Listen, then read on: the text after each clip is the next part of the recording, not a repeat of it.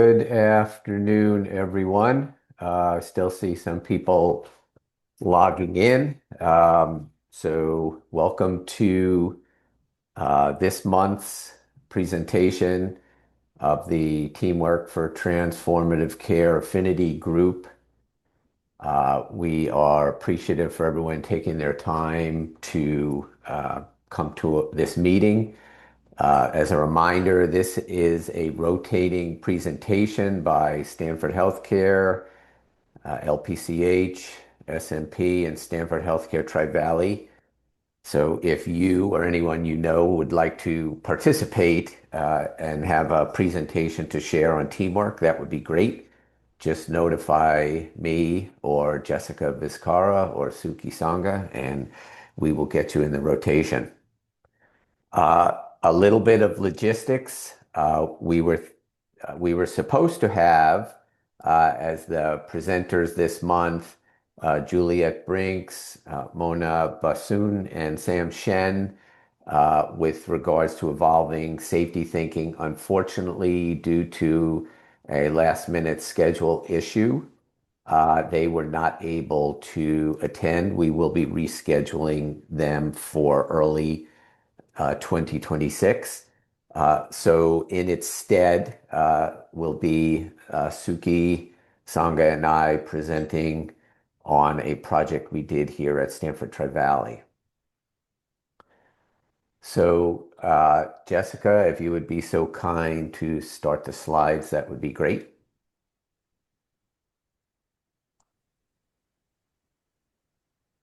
Hi, Joe. I have the slide deck up, so I'll go Oh, ahead and Suki. share it. Thank you, Thank you. Suki. Sorry, I thought Jessica was going to do that. That's okay. Okay, so as I mentioned, today's presentation is going to be a project that Suki and I, who are both TeamSTEPS master trainers, on enhancing interdepartmental communication for improved patient discharge. Now, this project will specifically be related to work we did with our physical medicine department and our utilization management department, but we believe it will give you a good framework and template for work that you, in whatever capacity you have in your department and working with another department, to get to a shared mental model. So I am Joe Carlucci. I am an organizational educator here at Stanford Tri-Valley. And now I will turn it over to my co-presenter, Suki, to introduce herself and get us kicked off. Thank you, Joe, and thank you for that warm introduction and really sharing what is it that we do here at Tri-Valley. And this is a really near and dear to our hearts project. So an initiative, so I'm so grateful to be able to present here. So I am Suki Sanga. I am one of the nursing professional development specialists here at Stanford HealthCare Tri-Valley, and really looking forward to kind of sharing this information with you all today. So, like all things, some of our learning outcomes on TeamSTEPS and how we base our work, we wanted to flow through today's presentation to really share some of these very effective communication strategies, but do it in person with you. We wanted to make this engaging. We wanted to make sure that we were providing the strategies, but also engaging you guys in the audience to be able to provide them and really enhance what were those strategies? What did it look like when we were doing this training? And really using that baseline knowledge of TeamSTEPS, where we're leading teams, building mutual support, and having communication and bringing in situation monitoring between teams. So we'll be definitely reviewing some of the TeamSTEPS principles while we recognize, very important, what psychological safe environments look like. So, TeamSTEPS training, SBAR, like all things, we bring it into our work. And so, what was going on with these two departments? So, physical sports medicine and utilization management departments had gaps in their communication. That was the situation that we were focusing on. The background is that both departments recognize the importance of having that important, seamless, safe, and yet timely patient discharges. However, they didn't have a shared mental model as a team. This really impacted them having over reliance on, I would say, those digital tools and not having as many face-to-face interactions. So what we saw, what our assessment of the situation was, is that there were some challenges in communication that we were able to identify in talking to the leadership of both the physical sports medicine and utilization management departments, and what was creating these delays and conflicts. So the recommendation was to really build a patient-centered approach to the care by building and enhancing that collaboration between these two departments. All right. Thanks, Suki. So, so Suki and I, when we do our team steps work, and again, as both master trainers, but we also draw from other influences, and two of the major influences for us are Amy Edmondson and Edgar Schein. From the perspective of Amy Edmondson and the book, The Fearless Organization, it helps us to frame what the issue is. So, in setting the stage of what the issues are between the two departments, inviting participation between those two departments to discuss their gaps, and then responding productively, uh, recognizing the other's point of view, others' issues, others' priorities. To some degree, the you've heard of mention of things like walking in others' shoes, right? But that in now when time is tight and everybody's really busy, while it is a good thing to aspire to, we can't always do that. So we said, how can we recreate that, get a group of people together to be able to virtually walk in each other's shoes and create that shared mental model.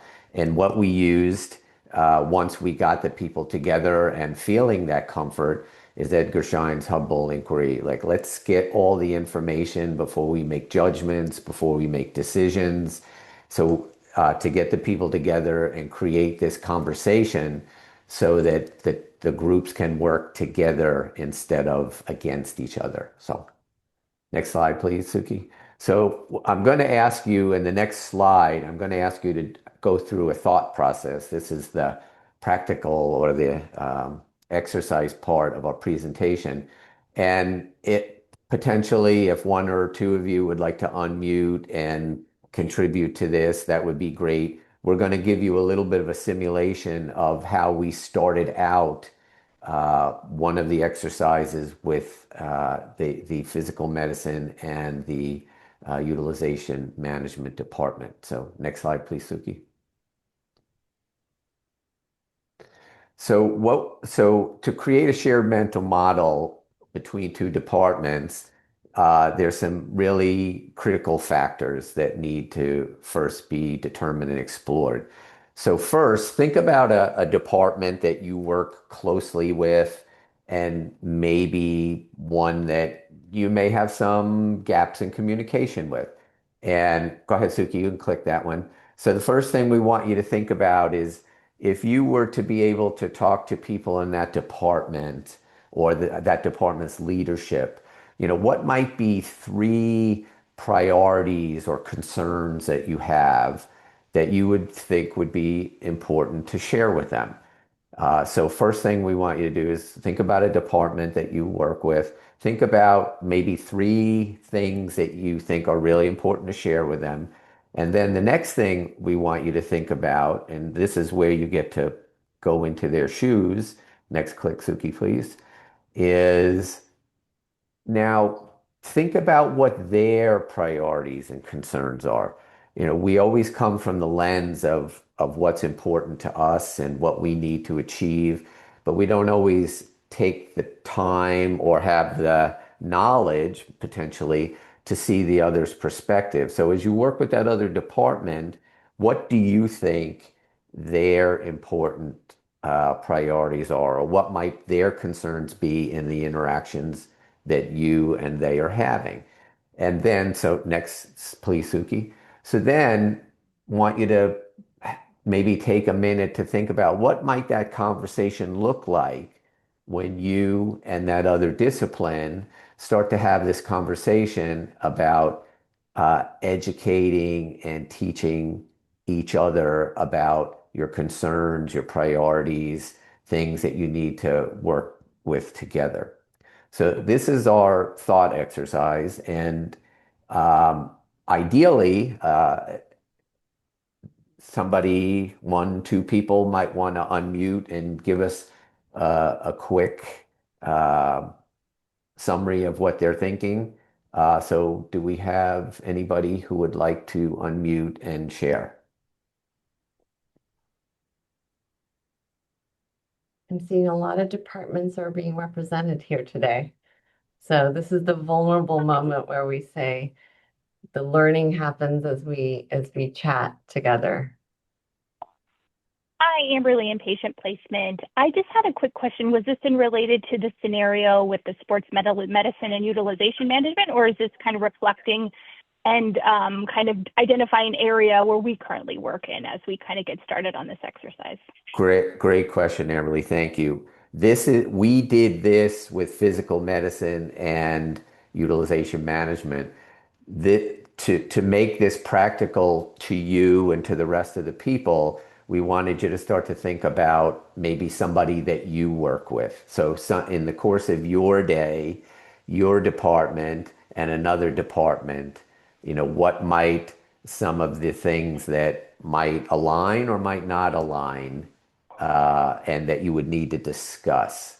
So does that help? Okay. Got it. Yeah. Since I'm unmuted, I'll go first if that's Thank okay. you. We I'm a appreciate nurse. that. I work in patient placement here at Lucille Packard over at the main hospital. And so I work in organization operational flow for the day. So a lot of our communications are with frontline leaders, especially acute care resource nurses, to find out who the discharges are. We handle planned admissions and urgent admissions. So our department priorities are ensuring flow throughout the organization. And so a lot of challenges we have on a daily basis are just kind of understanding the priorities, standard work, and the workflows of our acute care resource nurses. So there is some misalignment in some of the timing that we need the information because maybe the providers haven't rounded yet. And so there's some misalignment in some of the timing of those and our workflows and our standard work. So we've kind of looked a lot at that and then tried to do some process improvement work on how we can get those aligned. So we've had some meetings and some current work in process. But a lot of our meetings have just been understanding their workflow. So it's like 12:30 now, so I'm already texting nurses to see what their discharge information is, but there's still, maybe the teams are rounding. So there's some misalignment in what we're asking and the information that could be presented. So that's a little bit of my experience in inpatient flow. Thank you so much, Amberly. That's perfect. And if I may ask, when you say you're working on the processes, are you working leader to leader, department to department, each department doing their own separate work? May I ask that? Yeah, we've got an exciting grant that's happening where a project has presented itself. It's called the Bridge Model. So it's trying to provide like an electronic dashboard. And so a lot of other providers, a lot of other disciplines, case management, nursing. So through that process improvement work that's going on, I'm one of the, I guess, leads for patient placement. So that's kind of the avenue for some of the discussion. Great. And do you have your staff, each department, do you have your staffs involved in it also? Yeah, so the Bridge project manager is working really closely with a lot of the different physician partner leads, acute care, some of our informatic leads, some of our Epic leads and resources. So we're really lucky in that we have those resources, that project manager to help us kind of field a lot of that work. That's great. Thank you, Amberly. And hopefully Suki in a minute is going to go into details of our work, and hopefully there's a few things you can pick up that will enhance your work. So thank you for for jumping in. Anybody else have? Oh, it looks like Brittany's raising her hand. Thank you, Brittany. We also have Joe that raised their hand as well. Okay, we'll get them both. Hi, I'm Brittany. I am the nurse educator for postpartum at Lucille Packard, but we have an adult population. So I have so many possibilities of like the different kinds of collaboration and units that we work with from us in postpartum as close as labor and delivery. They have, I try when I'm teaching new grads, I try to have the conversation with them of we are the present wrappers. Like we like to put bows on things. Labor and delivery is the critical like time where they're focused on, okay, making sure somebody is not bleeding too much. Like we also have that focus, but we like to like pat people and be nice. The emergency department is another one that we collaborate with. We get people who come from the emergency department, and we have a lot of complications because our epics are different between Stanford adult side and Stanford children's. And so we can't see like what has happened in the emergency department. The nursery we have, if we have to transfer a baby for observation or anything like that, we have to work with the nursery. Just between nursing staff and the providers. We have both midwives and obstetricians, anesthesiologists, MFMs. So there's all kinds of potential for communication breakdowns and collaboration. And then just bedside staff to leadership. I think one of the things that we see frequently is uh, there's a directive that comes from higher up and the staff don't understand it, and there's just some kind of breakdown. The one that we have really tried to start addressing, we did a write project with the emergency department to try to address some of that. What are the priorities and concerns? We also did a write project about car seat management, which was collaborative with the nursery. Um, but those have been like things that are really big topics and it feels like years long work. Right. Oh, thank you. So those are great examples, Brittany. And yes, sometimes the things can take a long time. Um, Hopefully, again, this will help you because the work that we did not take a long time, which we were pretty happy about. Yes. So hopefully that will help you. You said one more, Suki? Yes, Joe had their hand up. Hello, I'm Joe, CB and Accreditation Regulatory Compliance for Lucille Packard. And I was just going to share one that was a historical, non-clinical type of situation, which was we send out a topic of the week and we have to, with regulatory updates to our staff. And these were being posted as screensavers. And so we had to work with our marketing team to get these posted. And so we were emailing them to them and they weren't consistently getting posted in the time frame we were expecting.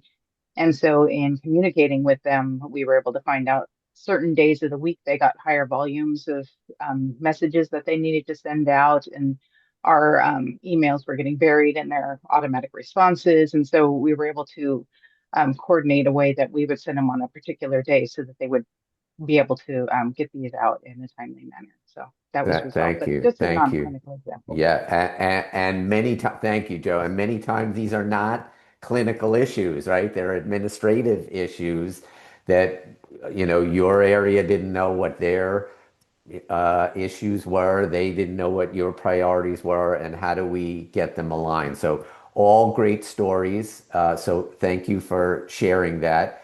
So now we're going to go, Suki is going to take you through what we did with this department.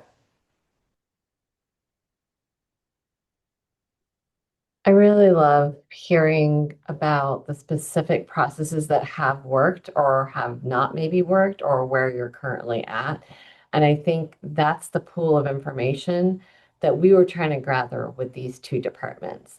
What is it that they knew that they wanted to accomplish? And what is it that they were unaware that the other team was? And so in doing that, we really wanted to demonstrate and build that shared mental model. And so really putting those staff Not just the leaders. I want to be clear on that. The leaders had great collaboration. They wanted to work on things. They had great support of one another. And yet it was the staff in the departments. How do we build all of them together to build that shared mental model so that they were on the same page and that they were on the same team? And so when we realized some of those gaps or identifying those needs, it was a lot of maybe you versus me, right? That unhealthy conflict would arise. And when we were able to move it towards, well, we're both in this together and we have that same shared mental, we're both on the same page as to what we want to accomplish, which for these departments was a safe discharge, right? Their shared mental model was to really make sure that they can get up, they're able to do what they need to do with the limitations that they have, and yet they can effectively and smoothly discharge, right, between those two departments. And so then it became, how can we do this? And towards that problem, right? So it definitely united them.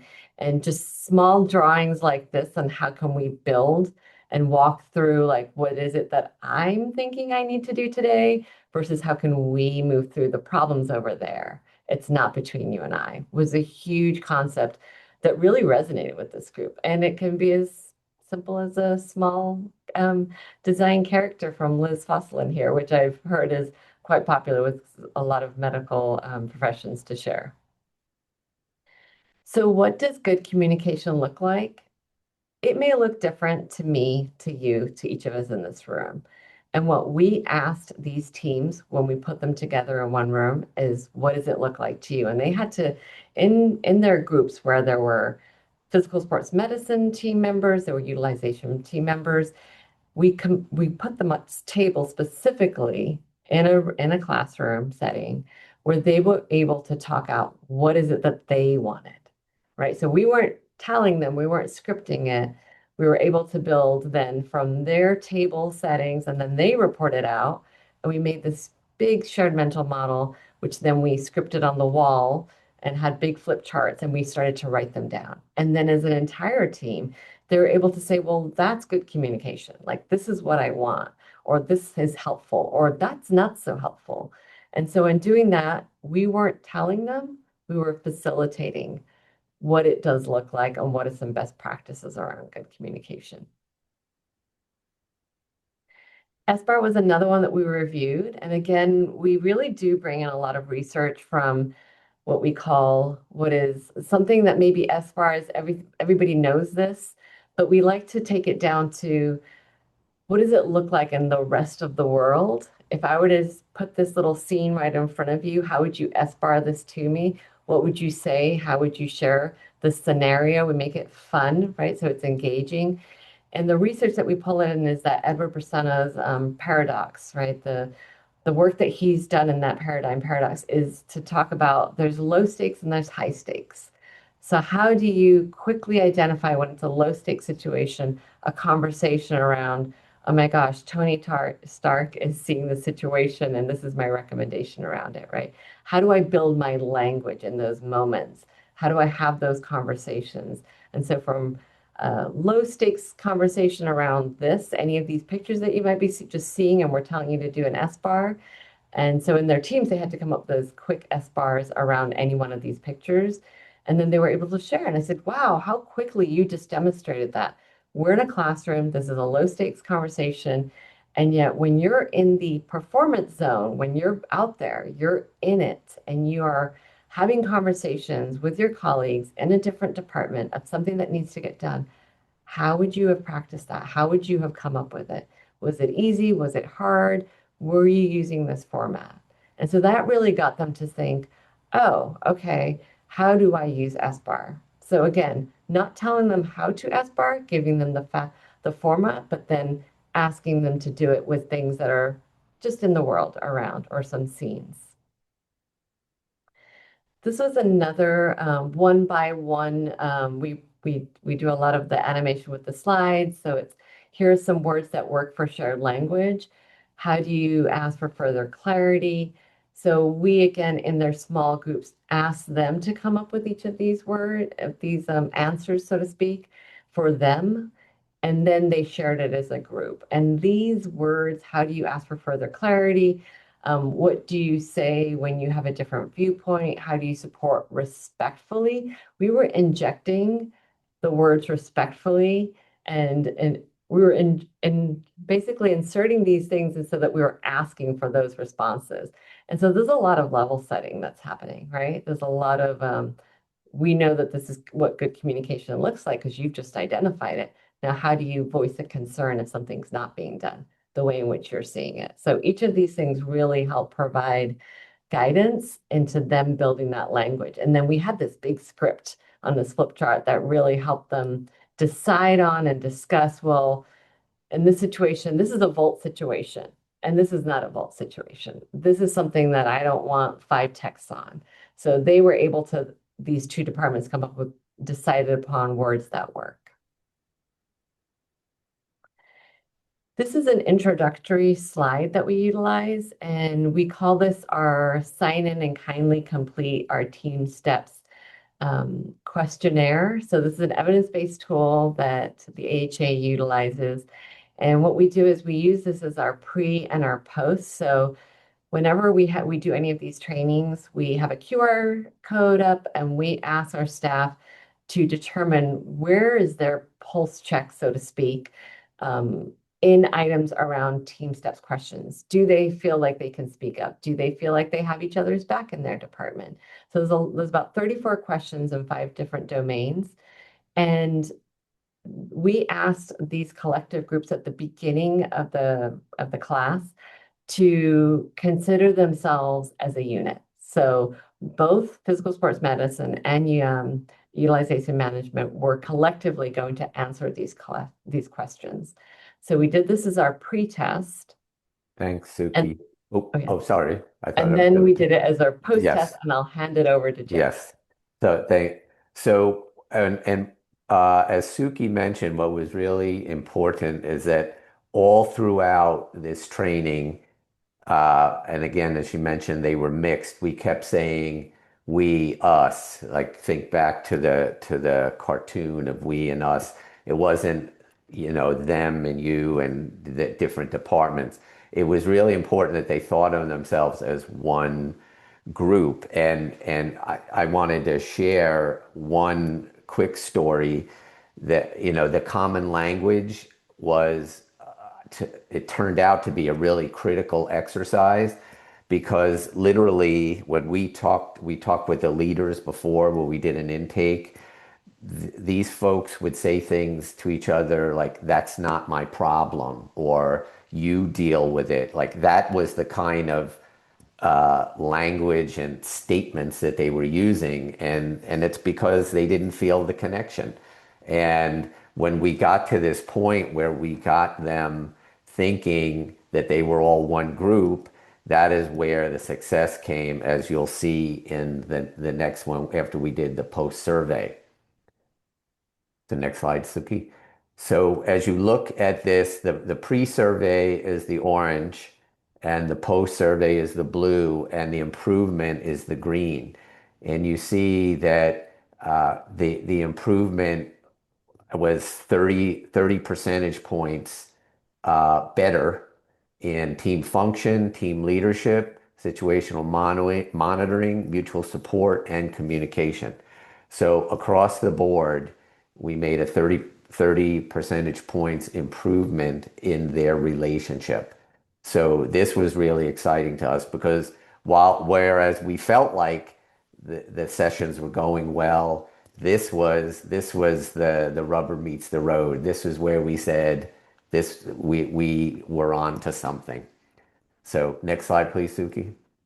So now the important thing post work is to the sustainability. And we've often talked about how important huddles are, within your group to show recognition and talk about issues and again, to really hardwire the interdepartmental work here, to share positive stories, share appreciation, and connect with your peers, to the credit of the physical medicine and the utilization management leadership.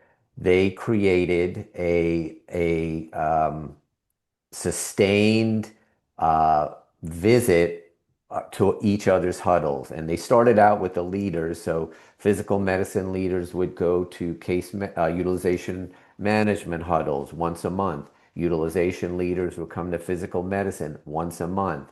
And they would share what's going on, what's working, what are still some issues, what else needs to be worked on.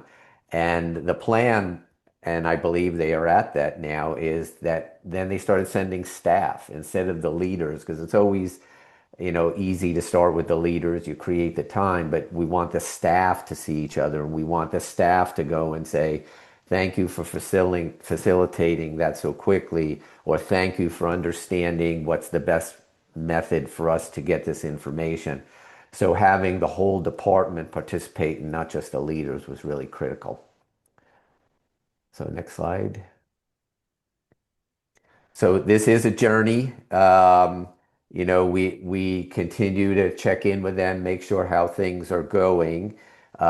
Keep the momentum of the improvement, and we believe that the working together of the departments, including the staff, not just the leaders, was what contributed to that success. We know we went through the exercises really quickly because we did a lot of work with them. We'd be happy to answer any questions now or after this session, that if anybody says, can you, walk me through what you did or how this looked with the group, we'd be happy to do that. But for now, do we have any questions? We have a couple. I see Brittany. Hi, I have a couple. What kind of time commitment were you looking at for the group sessions? Suki, do you remember, was it 90 minutes? This one we did an hour, and we broke up the entire departments into 3 sessions.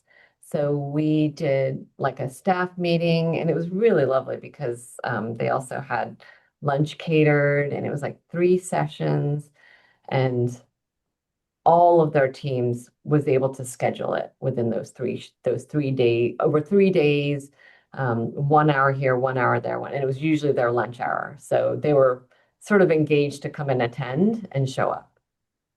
Thank you. I couldn't remember the timing. You had another one, Brittany? Yeah, I have a bunch, but I don't want to stop Bill from going. Uh, okay. Well, Bill, we see your hand up too, so we'll get to you. So go ahead, Brittany. Um, how did you get the buy-in from the departments? I'm guessing that with inpatient, it might be a little bit more difficult because of the logistics. If we're trying to have staff involved, an emergency comes up or something like that. Like, how do you get people to actually show up? Because that's been when we've tried to plan collaborative events, we really struggle to get people to buy in to just show up. Great, great question. So, as Suki alluded to, we didn't do it all at once, which helped, right? Because the therapists can't all be off the floors, the case managers can't all be off the floors. So we did divide it, and we would utilize. We worked with them on times that were best for them, maybe lower times that were of lower importance, maybe being able to have some people cover, so to speak, the time all other people did the work, maybe times that they had already scheduled a staff meeting or something like that, or a huddle, and we would tag on to that. So we worked with the leaders. The important thing to us was to get everybody involved, because if somebody learns a language, of respectful conversation, and somebody else doesn't know it, it's going to fail, because then people are going to say, I don't know what you're talking about. It was really important to us to have everybody participate, and the leaders were great about making sure that all their staff attended. So it's making that a priority. It's the short-term work for the long-term gain.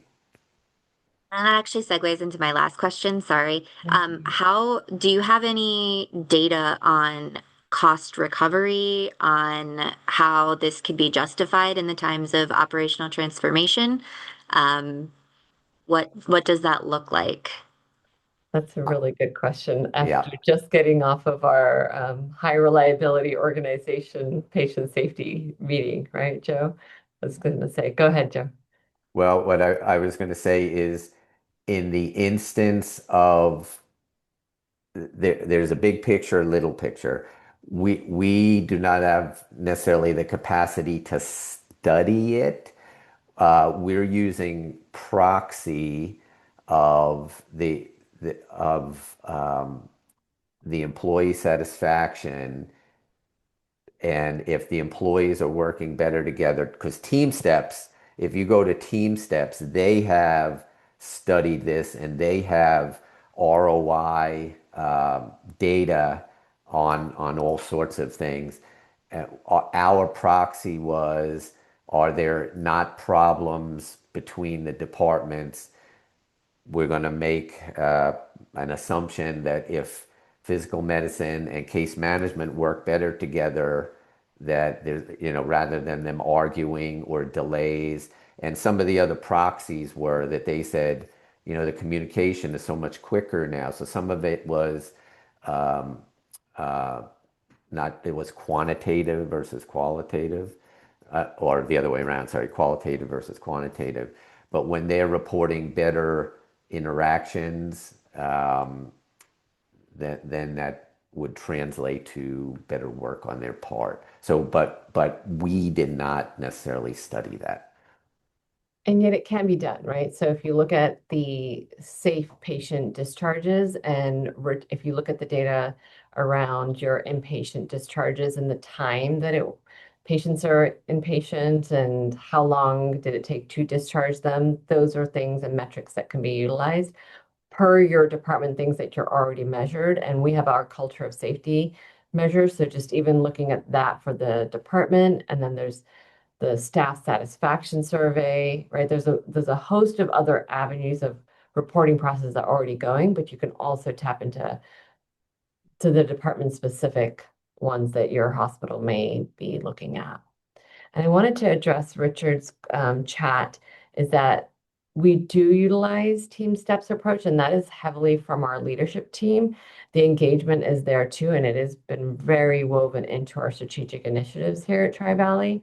And so I think we have their support and leadership. And so I'm going to definitely do some more research onto the Boost and the Project Red. So thank you for that Coleman model. We do not currently utilize that. And then Joe, do you want to see? We had two. Oh, yeah, Bill has his hand up. Bill's been very patient. Yes. Thanks. No, this has been a great presentation so far.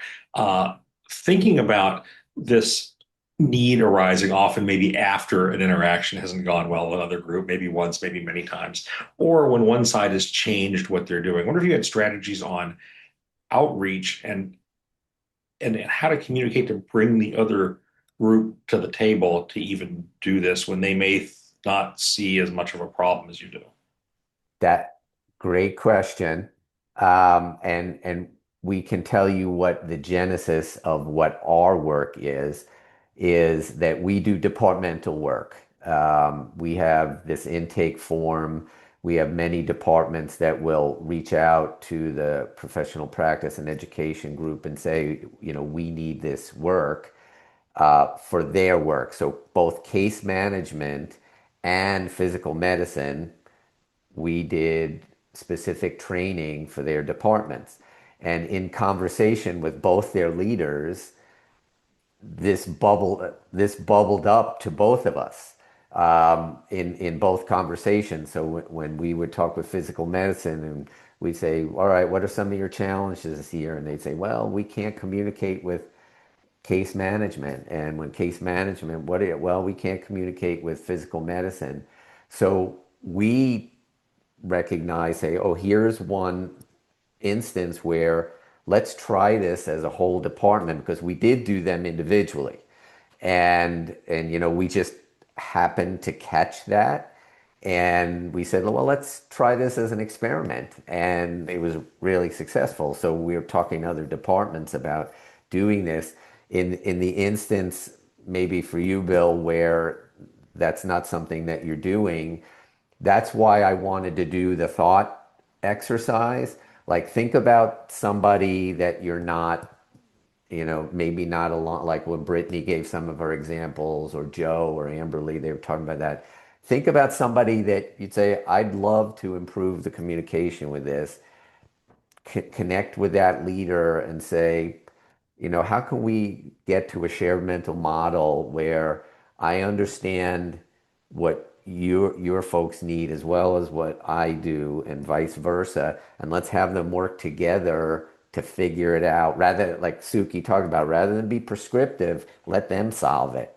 And it was beyond what we expected, that when we, even before we saw the scores, the collaboration that we saw in that group, and people, you know, just talking to each other rather than like Volt, and the digital was an issue because it is very impersonal, and getting people together and knowing each other, it was amazing. So, long answer to your question, I would go through the thought process, the thought exercise that you had.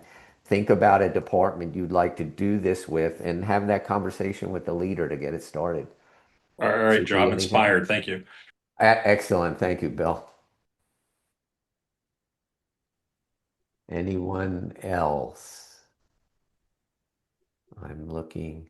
And what I will say, because we're down to the last couple of minutes, we love to hear that people are inspired, and we love to share this. Like, Suki and I are teachers at our heart and our core. So everything, we will gladly work with you, contact us. We'll talk you through the details that we had, and be able to help you with this process. Suki, anything to close? Yeah, just I do believe in the questions that were just being asked, like where is that buy-in? We talk about ownership now. We move the model to ownership because buying can be sold and taken away and resold and whatnot. And so, how do your staff own anything? How do we engage our frontline staff?